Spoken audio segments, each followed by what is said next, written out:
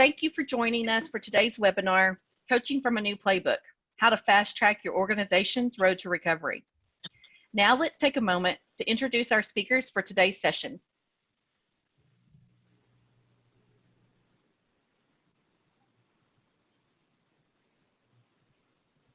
First, let's start with Jennifer Fickeler, Dr. Jennifer Fickeler. She is the Senior Vice President, Global Master Coach for LHH. She leads the global teams of over 1,000 coaching and facilitation associates and is responsible for the selection, development, and engagement of the global coaches and facilitators on her team. Jennifer is passionate about working with clients to build a coaching culture within their organization. Dr. Tracy Cocivera is an insightful organizational psychologist and innovative practice leader who strategically creates leadership development and talent management solutions for senior executives to achieve lasting business results. Tracy has over 20 years of global experience as an executive coach, team expert, and business leader. Now I will turn things over to Jennifer Fickeler. Over to you, Jen. Thanks, Fawn. It is a pleasure to talk with all of you today. Not surprising, the world of work has changed dramatically over the past few months, and in ways it really changes the way leaders have a new playbook, and coaching plays a significant part in that. And today what we want to explore are three different areas, so in the form of these three questions. What kind of leadership will be required in the future, and is this the death of the heroic leader? How do we future-proof as a leader, team, and organization while still creating value for all stakeholders? And what is required of coaches to support the leaders, teams, and organizations of the future? At LHH, we have the unique opportunity to be able to talk to and listen to leaders and coachees every single day. And so we thought it would be great to bring to you some of the insights from our clients and leaders as we've heard them speak over the last few months. So for that, I'm going to turn it over to Tracy, and she's going to share some of our top-level insights, and then would love to also have your discussion as well. Tracy? Thanks, Jen, and it's great to be here too. And so we wanted to kick off by giving you some of the insights that we've been hearing from our coaches and from our clients as well. And so as we move through the new normal, you know, coaches and coachees are really reporting that the coaching is really important. It gives them an opportunity to think, it gives them an opportunity to reflect and really make sense of what's happening in the world today and how that's impacting on their organizations.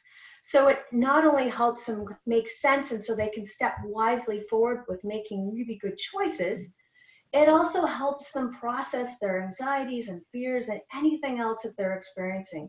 Because what a lot of my clients are talking about is that their resilience is up and down depending on the week, depending on what's going on with them.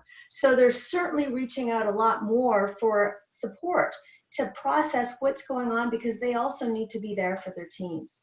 And what we're also seeing too is that as things are shifting with this ambiguity and complexity and not knowing where we're going necessarily, a lot of leaders are having to really rethink how they're leading, especially in this virtual world, how their organization is going to recoup the gaps of lost revenue. So it's really, and then organizations are also figuring out how do we accelerate this because we're actually doing really well and we don't have enough people to staff up. So what we're finding across clients and what a lot of our clients are experiencing is very different reactions and very different realities to what's going on. And one of the common themes that's happening across all of the coaching conversations that I'm having is leaders showing up and displaying a lot more empathy and concern for their teams, for their colleagues, because as we're all experiencing this new normal, is the blurring of lines of work and life happening at the same time. And so leaders are really having different conversations and more human conversations in a lot of respects. And there's a paradox there too, because as employees and as team members are trying to balance this new reality, leaders are also paying attention to the business still needs to run. And so a lot of the coaching conversations I'm having right now is great at being really empathetic and caring and concerned for my staff.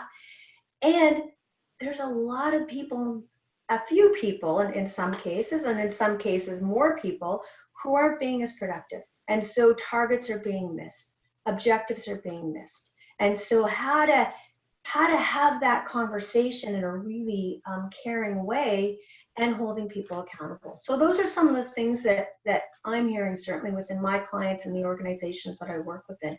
Jen, what about you? What are you hearing? Yeah, no, thank you, Tracy. I think, what's been fascinating about all of this is that we're hearing some of the same insights across the globe.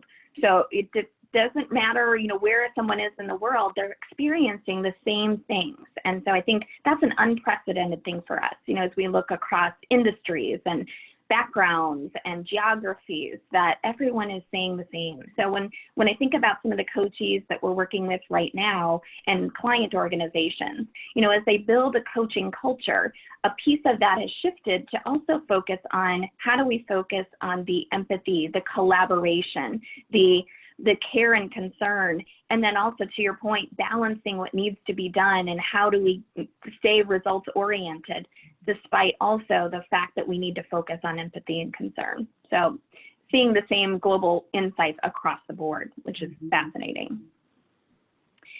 So I think that is a great way for us to start to get to also know all of you a little bit better through use of a poll. So we have a poll and we have a few of them that we're going to introduce throughout our session today, and would love to get some expertise and some experience from what you bring as well. So for our first poll, what leadership capabilities will be most required for your future leaders? And you can pick multiple choices: empathy, humility, agility, learning mindset, or strategic foresight. And again, you can pick more than one. So we'll give you a second to do that, and then we will report out the answers.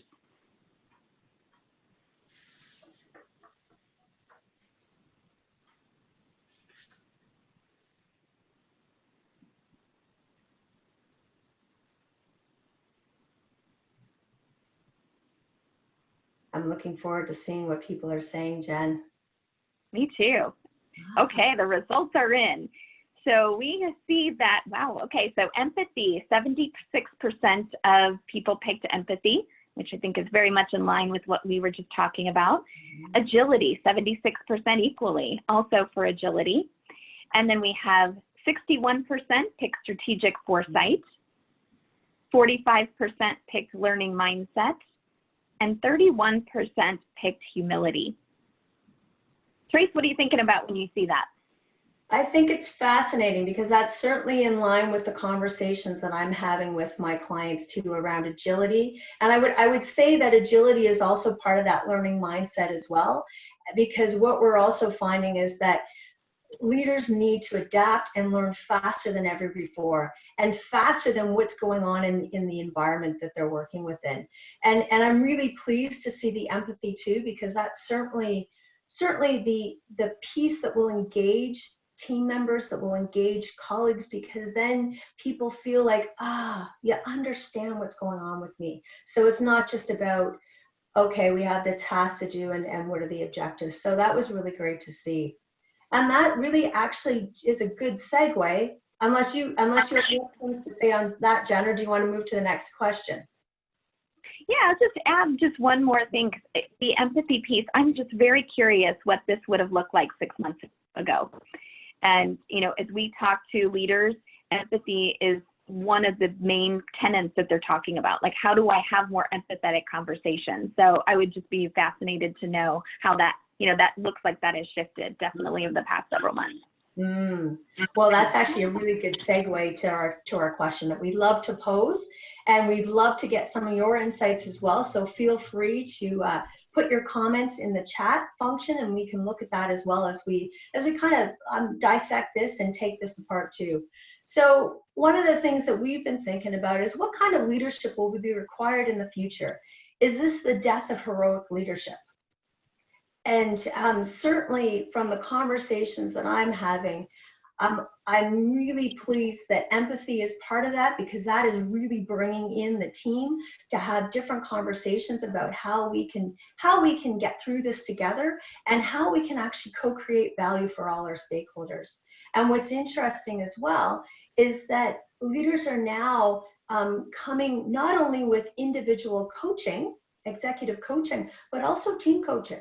And so there are more leaders that I'm working with now to say, how do we actually tackle the complexity and the challenges that we have going forward so that we can actually have really innovative solutions, given that this is really uncharted territory. So we're finding that, and in fact, on one hand, and on the other hand, some of the leaders that I'm working with are having to revert to heroic leadership, not because they want to, but because their teams aren't stepping up.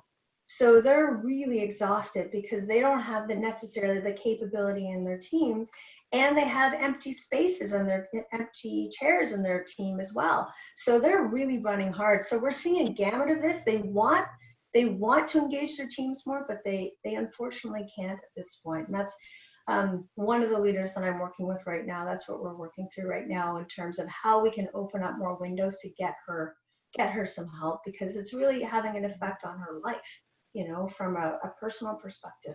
So I'm curious from your point of view, Jen, what are you hearing and seeing in your perspective? Yeah, so heroic leadership being that expert, that person that holds all the answers, that knows everything, and that you can go to them and that they are going to rescue the day, right? So, when we think about that in terms of what has been going on with, many of the challenges we're all facing right now, is that we may not have the answers. And so coincidentally, just the other day, I was talking with a client and they said, how do we prepare our leaders who used to know everything, or in a technical field, actually it's in an industry that's very technical, that they're known to know all the answers. They're supposed to know them. Right. And so how do they become a little more humble to say, I don't know? And also, this gives an opportunity for collaboration.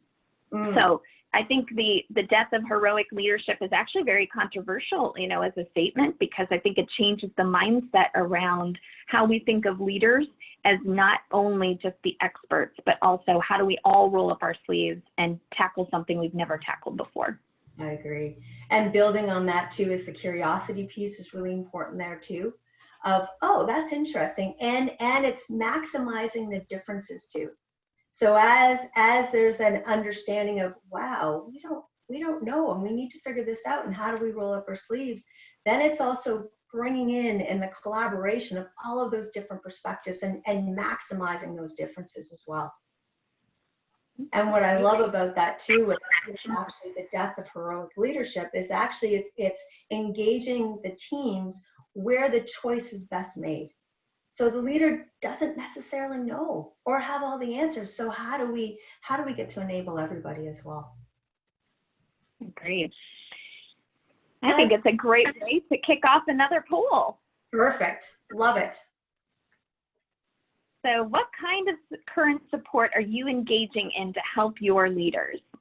So you can, again, pick multiple choices: coaching, employee assistance programs, EAPs, community peer groups, leadership development programs, and webinar series. So again, we'll give you a couple seconds to give us your answers, and we're excited to hear the results. Mm-hmm.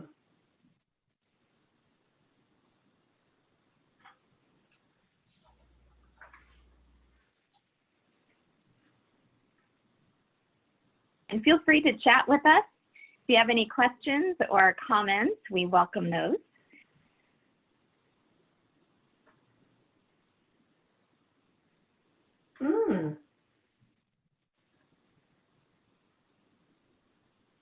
We see 66% saying coaching, which is great. That's our topic today, and I'd love to build more of that capability.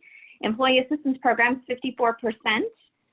Webinar series, 52%.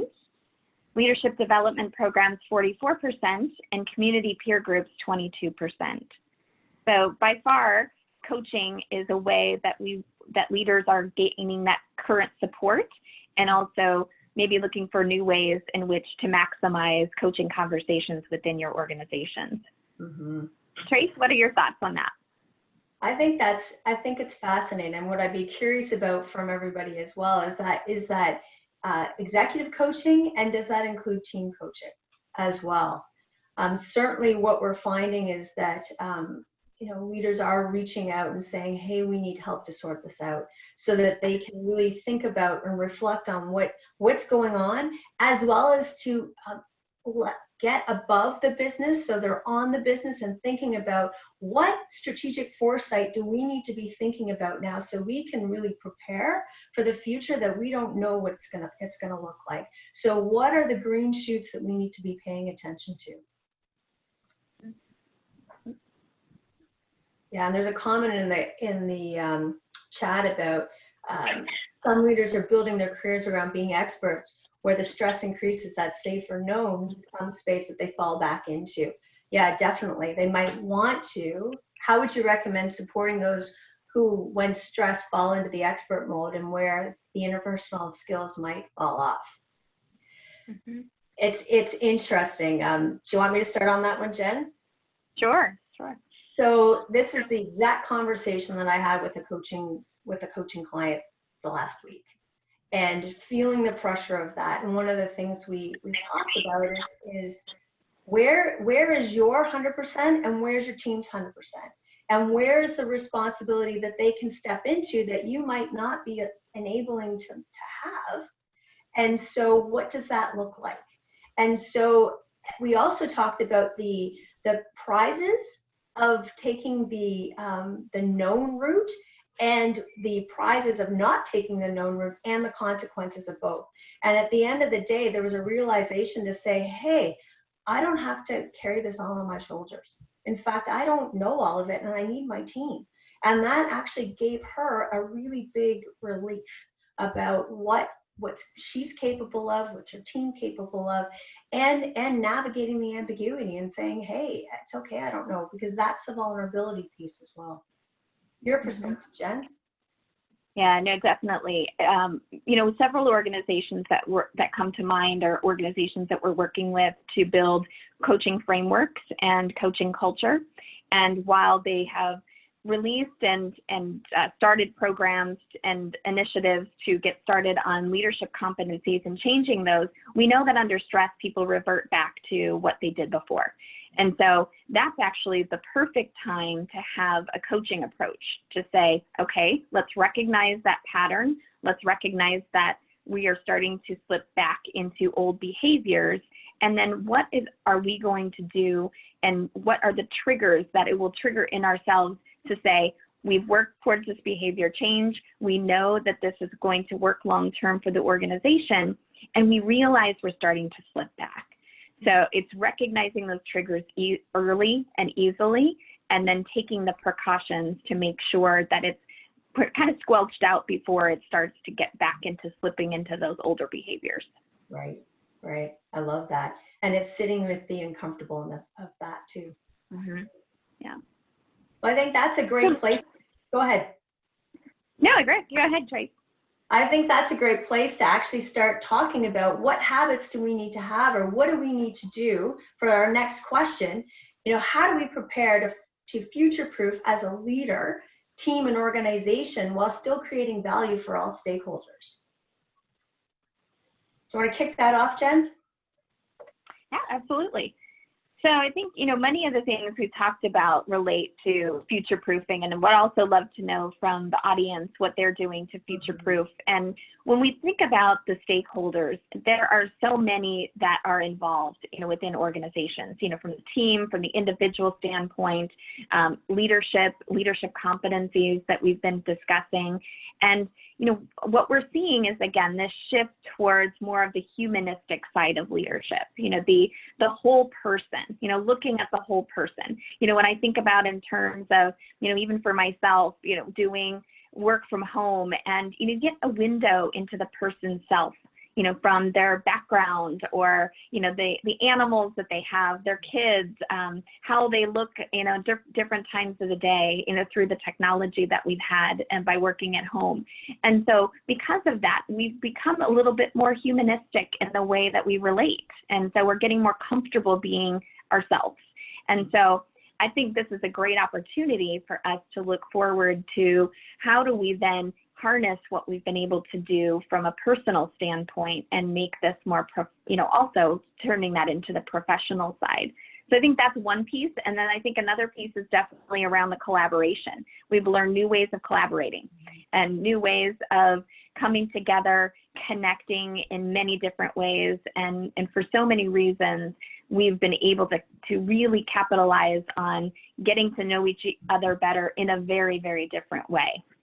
So those are some of my initial thoughts, Tracy. Yeah, and I would add to that too, is it's a lot of the conversations too are helping our clients then to take a broader perspective in terms of how they're viewing their own leadership, their team's leadership, and the organization's leadership. So taking an outside in perspective to really think through, so what value do we actually need to create now for our customers and our customers' customers? What are they asking us to do? And how do we need to pivot in our business so we can be co-creating value with them as partners? And also too, in terms of what does the organization need that's different, that we are really needing to co-create that we haven't done before. So it's helping them take also a future back perspective about what is going to be most helpful for in the future that the world is really requiring us to do. And with that, it's also about sifting through what's urgent and what's important. So as we get on the busy track of trying to sort things out, really taking a step back and reflecting about, is this really going to matter? Is this really important? So that everyone is really focused and aligned and collaborating and connecting about the things that will really move the organization forward. Yeah, great. And you're welcome to put some comments in chat. We would love to know from you, how is your organization future-proofing your leaders as you think about the leaders of the future? Mm-hmm. So we'll watch the chat there. Perfect. Excellent. And interestingly, again, it's just a common theme we're hearing, and one of the coaches that I'm working with was also just talking about that, and what is the fundamental shift and how will he have to adapt, in a very different way, and focusing on what does it mean to be a leader today, and also what does it mean to be a leader here in the future. And so I think we can maximize that through the use of coaching to be able to dig a little bit deeper into the things that are important that people are talking about. Right. And there's a comment too that unfortunately some organizations aren't, because they're eliminating the learning function.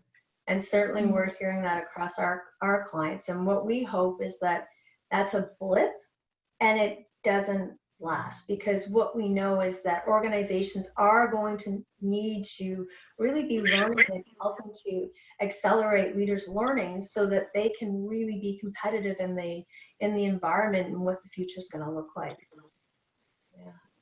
Should we do another poll then? I think so. Okay, perfect. So what we're curious about from your perspective is, what are your plans for using coaching differently in your organization in the future? So offering one-to-one coaching to a select group of high potentials and/or senior leaders. And of course, you can answer as many as you would like. Provide coaching to more leaders throughout the organization. Equip your managers to become better coaches. Certify internal coaches and engage in team coaching. So curious to see. I'll give you a second to respond, and then we will report back the results.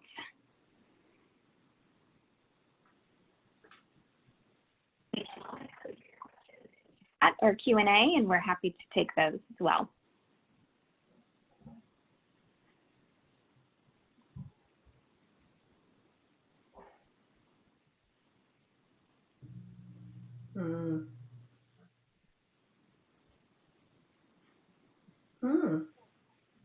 Okay, so what are your plans for using coaching differently in your organization in the future? 67% said equip your managers to become better coaches. So building that internal capability, for leaders to maximize conversations. We have 52% saying providing coaching to more leaders throughout the organization. 39% offering one-on-one coaching to a select group of high potentials and/or senior leaders. 36% engage in team coaching, and we have 8% saying certify internal coaches. So by far, equipping your managers to become better coaches is the top one winning out there. And that's really interesting, because that really ties into our conversation earlier, Jen, around empathy. Because taking a coaching approach really can draw out empathy in leaders as well, and also the curiosity and the not knowing. So that's great. I am a little, yeah, go ahead. Yeah, I think that was fascinating. And I think so important then that we equip leaders to have those conversations. Because, you know, it would be, Tracy and I experience a lot that people think they know how to coach, and they feel like they've been coaching for many years. And when you expose them to really what coaching is and those fundamentals and the benchmarks of coaching, they say, oh gosh, you know, actually, maybe I wasn't coaching. And so maybe I was advising or mentoring, and there is a distinction between those. So having the ability to build that capability within your leaders, and giving them also that permission to build lasting relationships. And one of the misnomers with coaching is that it has to be some formal setting, you know, that you have to sit down and have a 1 hour, 2 hour conversation. And it doesn't have to be that. It can be a quick conversation. It could be a 10-minute call. It could be a pass in the hallway. It could be anything where you're providing some value to someone and asking them questions that help them get to that self-discovery. So definitely feel free, you know, those are opportunities that we can maximize any conversation that we're having with leaders. We can turn any conversation into a coaching conversation. Yeah, I love that. And there's a quick question in the, a great question in the question and answer around, what do you mean by team coaching? And so for us, team coaching is actually coaching an intact team. And so where the client is the team, so some of the work that I'm doing with the team right now, I'm working with the leader to co-create a session with the team. And then it's working with that team around the alignment of the team. Is everybody really clear on their purpose and their unique value? And is everybody clear on what they need to be creating value for all their stakeholders? And then it would be developing coaching goals, team coaching goals for that team based on the work that they need to be doing as a team. And then from there, having team coaching sessions with them to help them achieve their goals. So, and the difference is that it's a difference between group coaching, where it might not be an intact team. It might be more of coaching leaders on a particular topic. And so that's what we mean by team coaching. Yeah, and it's interesting, there's another piece in the chat too, that around organizations really having no plans or no decisions at all about coaching and no specific tools because they cut the budget, or it's not important at this point. And that's a situation in our organization of over 1,000 people. Yeah, and that's hard. That's really hard, because of what I sense from you is that, you know, people need help right now. People need support. Yeah, great. And some great comments coming through in the Q&A here. Definitely one that is important around culture supporting leaders coaching. And so, you know, I think what we're definitely seeing is overall a shift in organizations wanting to create more of a coaching culture, to be more accepting, more embracing of coaching. Now, we also know, you know, throughout the clients that we work with, they're on different journeys. Some are at the very start of that journey where coaching maybe has never been defined or used to be kind of a negative word, you know, something that only people that in a remedial situation used to get, to organizations that are already on their way to defining what that means and have it a part of their broader talent strategy and their broader business strategy. So anywhere in between. So it's a very wide spectrum. So you're not alone. Many organizations are working on that to see how can we just start to equip our leaders to ask more questions, to inquire. It goes back to the heroic leadership discussion, where we don't have to have all the answers, but maybe we have a powerful question that we can bring in.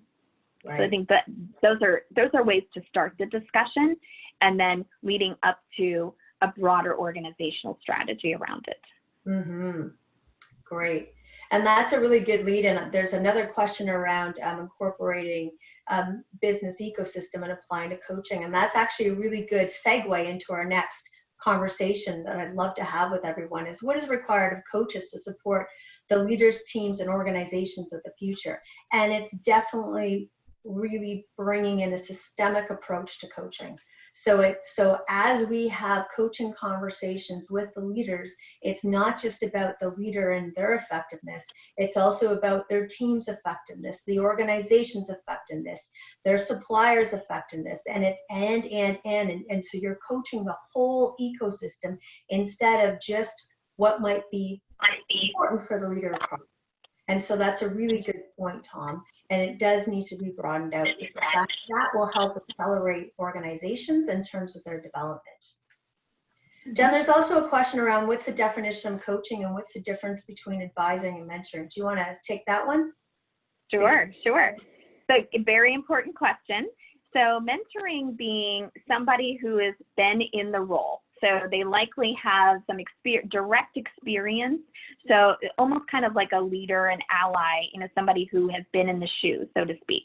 An advisor is somebody who may or may not have some experience in the exact place, but they definitely have an expertise in a specific area. And also and coaching, it's really a mindset around helping a person to have self-discovery. That coach doesn't actually have to have the exact experience that leader has had, but they are very skilled and an expert in asking the right questions, to probing where they need to pulling in insights, to being observant towards trends and patterns. And those are the distinctions between them. So, and we can wear all those hats as leaders. So there's no one way that's better than the other. We may just use a different one at a different time. Mm-hmm. And that's an interesting piece then too, is having a good sight as a leader in the organization, taking a coaching approach to know when is it really important to be a mentor, when is it important to be an advisor, and when is it important to be a coach? Because sometimes, I find in coaching conversations too, is sometimes people just don't know. And providing a point of view is really helpful to start them brainstorming. And so it's balancing all three, I find internally too, when you're playing all those roles as a leader. Good. Great comments. Keep the chats going. It's great. And so what are you seeing, Jen, in terms of what's required of coaches? I think definitely going back to agility, empathy, being able to flex to situations, being able to maximize everyday conversations and turn them into opportunities for listening. I think when we talk about what people really want, and when we hear what coaches are saying they want, and they may not be saying this actually within their organization, they may be saying this to each other, is that they want someone to listen to them, they want to vent, they want to collaborate, they just want to be heard. And so these are rich opportunities for us as leaders and as organizations to say, let's take a step back, let's pause, and let's even take a breath in the way that we speak, and maybe just pause speaking and let someone else speak and let them be heard. And so that's going to be an important tenet as we look to focus on the new playbook of leadership in the future, is that there is that, again, that humanistic side. Mm-hmm. Yeah, because I can imagine that there are a lot of people within organizations who are really appreciating their leaders being more empathetic and showing compassion and concern. And I can imagine in the future that could be very jarring for everyone in the organization if that stops. Mm-hmm. And what we're also seeing too in terms of coaches is that having some team literacy for coaching as well is going to be really important, because again, it's taking that systemic approach to coaching so that it's not only helping the individual across from them, but it's helping them make sense of where the disconnects within the organization that need to be connected, and how can we build capability and learning and curiosity across the organization. So there is a coaching culture, and there's a way of having different conversations so that you're maximizing, again, the difference and creating the value that way. Right.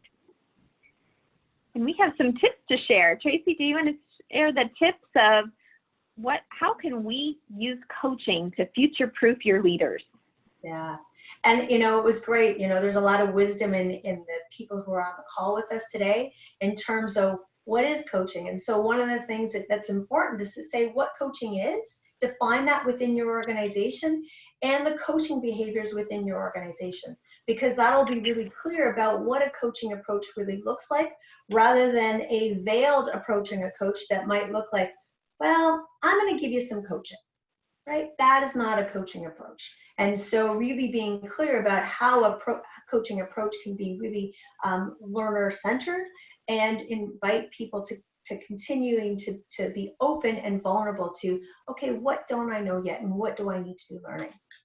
One of the other things that we would really recommend is having visible leadership, so senior leadership supporting coaching. And that could be communicating to the entire organization the value of coaching.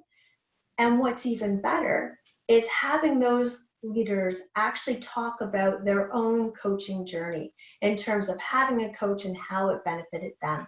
Because then it really normalizes that it's okay to have strengths and gaps, and that's what we're trying to close with the coaching conversations to help people be more effective in what they need to accomplish within the organization.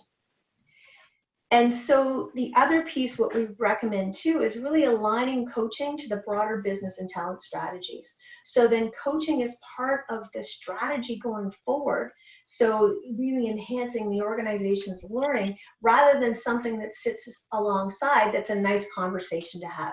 Because as we've seen, as research has shown, is that coaching can really help get business results as well.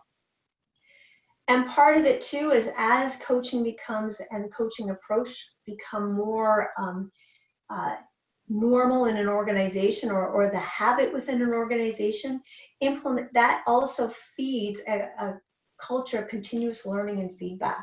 So where people feel more comfortable to take risks, there's a foundation of trust to say, hey, let's look at what worked really well. What are we learning from this? And what are we longing for? Or what do we need to do in the future?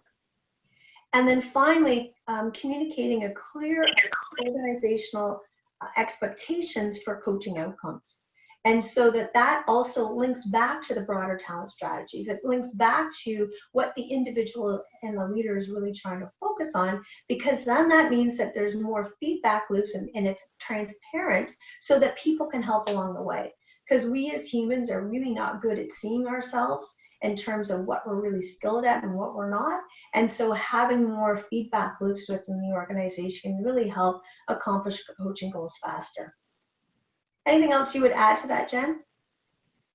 I think those are right. Definitely these are the things that we're seeing across organizations who are wanting to build a coaching culture.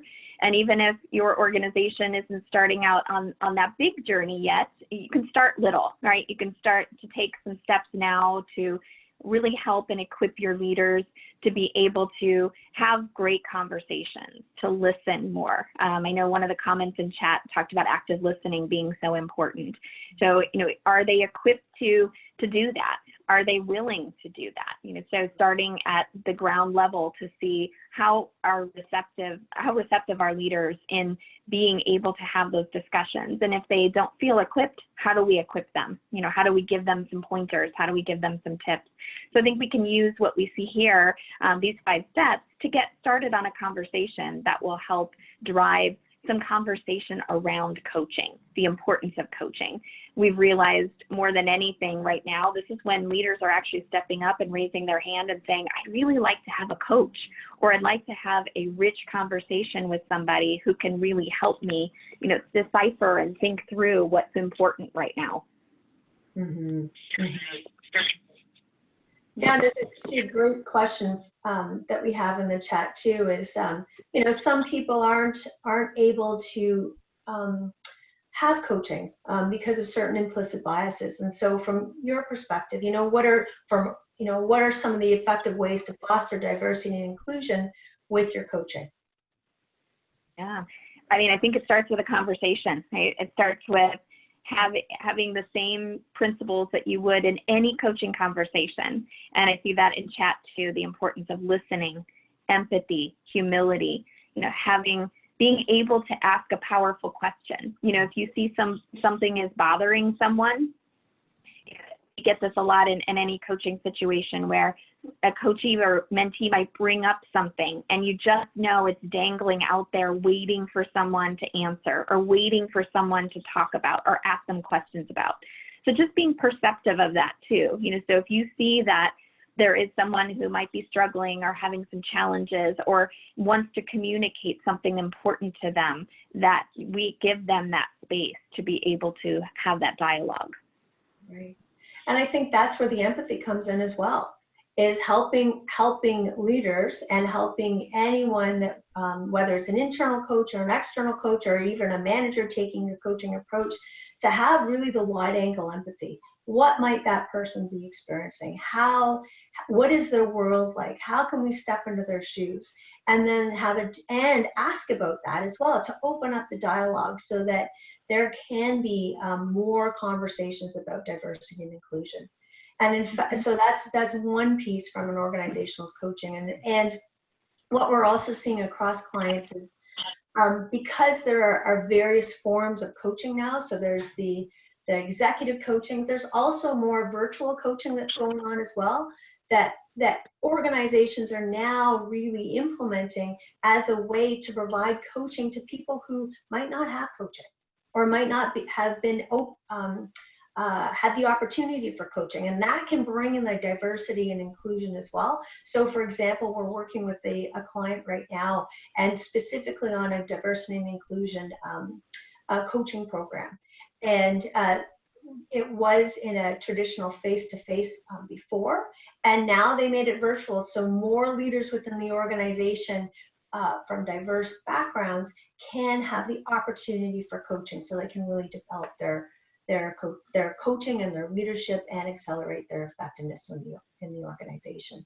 So I think that coaching is evolving too, from a place of knowing that in the past coaching has been for the highly privileged, and there's a lot more conversation in the coaching world about how can we bring more coaching to others who really need it as well.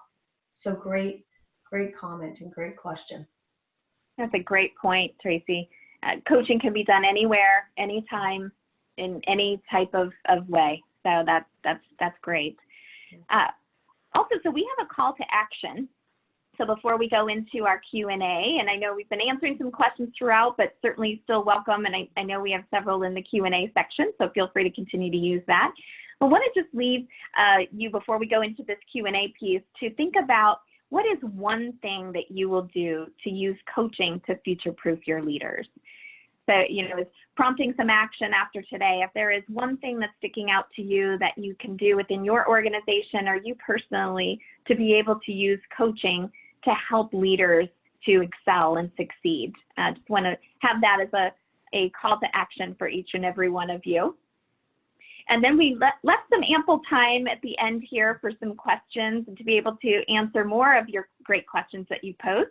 So we're going to have those in the Q&A. Feel free to continue to enter those, and then Tracy and I will take those on. I'm seeing a lot of comments, Tracy, around listening and how important active listening is and creating strategies. So I love that cheerleader aspect of helping that person through their goals. So these are some things I'm seeing. Mm-hmm. Good. We also have a question too from Tom. Are there any metrics that we can recommend to measure organizational coaching effectiveness? Yeah. It's a great question, and it's definitely one that we get asked quite a bit. And we can measure coaching in a metrics type of way, absolutely, through many different ways, through behavioral change, through assessments, through the ability to look at what a person was doing before, what they were doing afterwards, and then also to look at how has that affected the way that they've been productive, the way that their department or organization has been profitable, and then also through the way that we look at people. So, tracking that behavior change over time also translates to hard and fast data. So it gives the opportunity for us to look at organizational data. You have to have access to human resource data if you're looking at lower turnover or higher engagement rates, to be able to tie that back to coaching. But we can absolutely measure coaching in a hard and fast way. Good. Excellent. And just to kind of pull on the conversation that we're having before around coaching diverse leaders with diverse backgrounds, the question is, well, what happens if they self-select out because they don't see themselves reflected? And so that's one of the things that we're doing at LHH, is really making sure we can comment it from an external coaching perspective, and this might help on the internal coaching perspective. We really make sure that we have a diverse bench of coaches so that we are reflecting the world in terms of who's a coach. And so in the program I was telling you about earlier, we do have leaders and coaches who come from diverse backgrounds in that program, and that's really resonating well with the leaders in the program. And so what I would wonder about, in terms of your question, is where in your organization are people really take a coach-like approach who are from a diverse background? And the great thing is it doesn't necessarily need to be levels, right? It could be somebody who is fairly junior in the organization, potentially, depending on who they're coaching with. So where can you start to look for that diversity within the organization and say, hey, would you be open to this as a way? Jen, anything else you would add to that? Yeah, no, I think you're right. Ways in which we can use coaching, again, in just so many different ways. So we can start at many different places in the organization. Again, it doesn't have to be only towards a select few.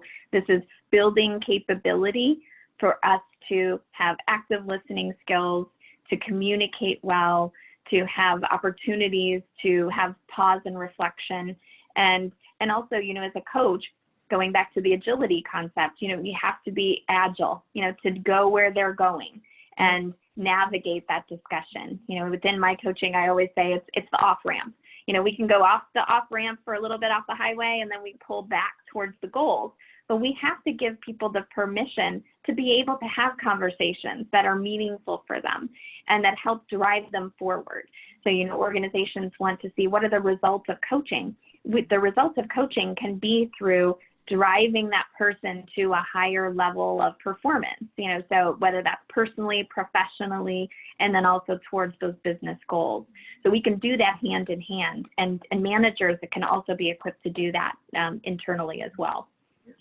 And managers can certainly, or some HR talent partners can certainly approach someone who doesn't think coaching's for them and have a conversation and say, hey, I'm wondering what your thoughts on that, and what, how can we help with that so you do see it as being more for you as well. Mm-hmm.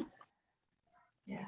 I see a comment in chat is someone's working on setting up group coaching sessions to help leaders practice coaching skills. So that's a great way to get started, to be able to start in a way that just equips and has the richness of those conversations. And if you ever need some tips or how to get those conversations started, certainly you'll have Tracy and my information at the end here, and also through our email there, where you can reach out to us. We're happy to provide some tips on how to get those conversations started, how to get those coaching circles put together within your organization that can help leaders to better equip them and help their capability to have rich discussions. Mm-hmm. Exactly. And that certainly, that kind of supervision in a way, like that group supervision, is a great way to learn and get perspective from a whole bunch of leaders across the organization, which is really rich learning for everyone. Great. Checking out the Q&A here. We got lots of questions. To continue to answer those, so feel free to continue to send those on. Sharing powerful questions with our leaders. Yes, absolutely.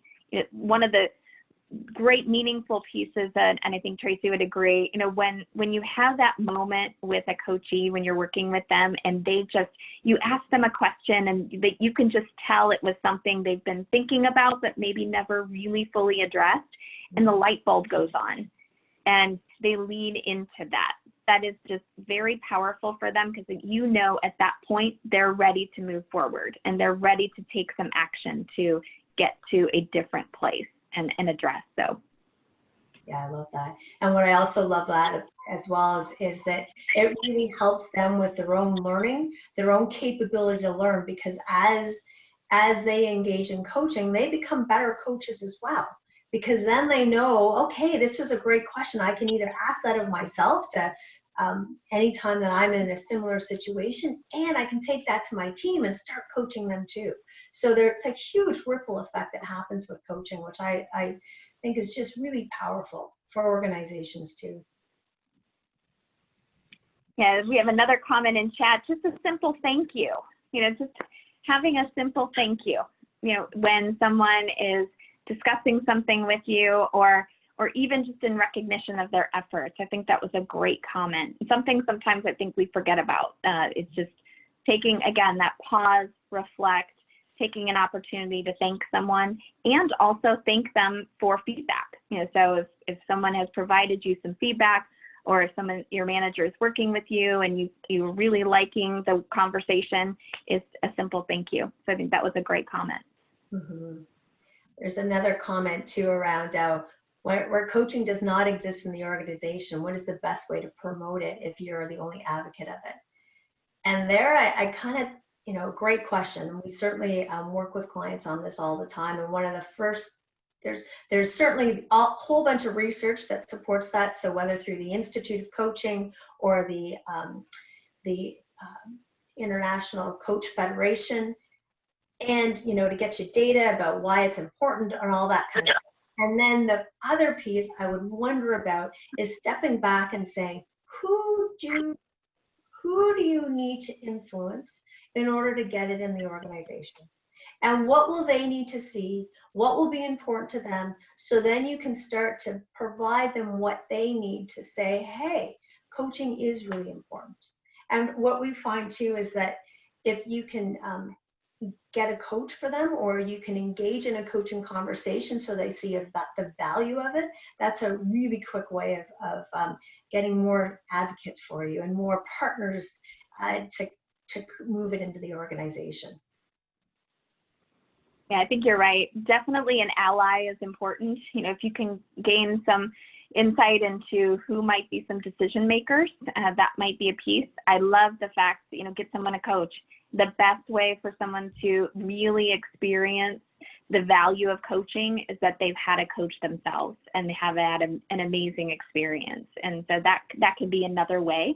Also, I think some organizations use the benchmark that many organizations are moving in this direction. So that may be impactful within your organization, that if they hear some case studies of successes of other organizations and they've been on this journey already and they have gotten to the finish line and have that coaching culture embedded, that may give also an opportunity for others to think about outside or even within the industry.